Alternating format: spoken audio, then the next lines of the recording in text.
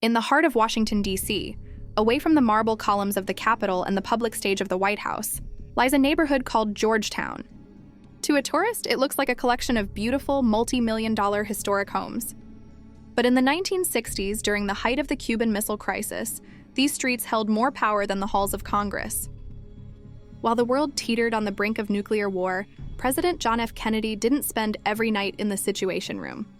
Instead, he traveled to a cocktail party at the home of a columnist. Why? Because that's where the deep state lived.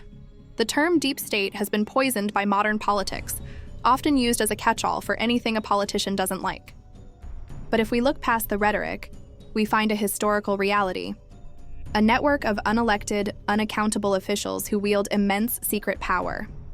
This isn't a conspiracy theory, it's a matter of documented history. Men like Allen Dulles, the longest-serving CIA director, and Frank Wisner, a founding officer of the agency, lived side by side in Georgetown. They were the architects of a shadowy, separate part of the government that often worked to undermine the very presidents they served. To understand how we got here, we have to go back to 1941.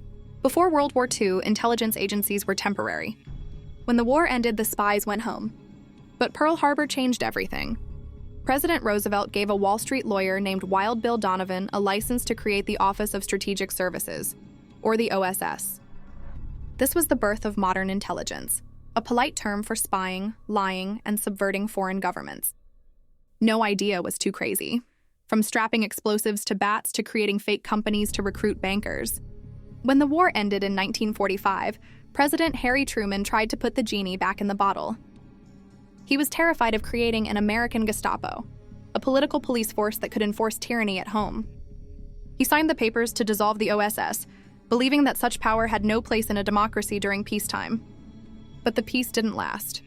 As tensions rose with the Soviet Union, the Georgetown set began lobbying for the return of a centralized intelligence agency. They argued that in a global struggle against communism, the old rules of transparency and accountability no longer applied. By 1947, Truman relented and signed the National Security Act, creating the CIA. It was intended to be a simple information-gathering tool, but its mandate included other functions and duties. That vague phrase became a blank check for a 20-year crime spree.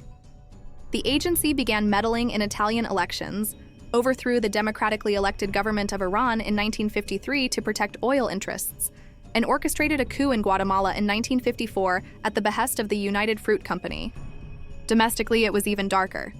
Under a program called MK-Ultra, the CIA conducted mind control experiments on American citizens, often dosing them with LSD without their consent.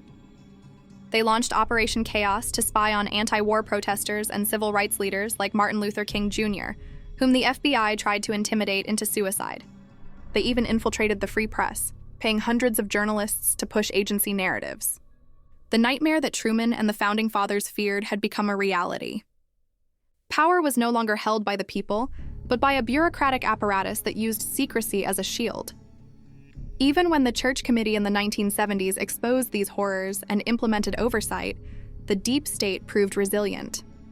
Every major crisis, from the Cold War to 9/11, has been used as a justification to expand this secret branch of government. We are told that secrecy keeps us safe, but history shows that secrecy also degrades the very democracy it is meant to protect. Today, the intelligence community occupies millions of square feet of top-secret office space, running programs so complex that no single leader can even name them all. When a president enters the White House promising to rein in these excesses, they often find that the machine is too big to stop. Information is power, and as long as a small group of unelected officials holds the keys to the nation's secrets, they will continue to hold the real power in Washington. The question for the future is simple. Can a democracy survive when its most powerful branch operates in total darkness? This has been KyneAndCo.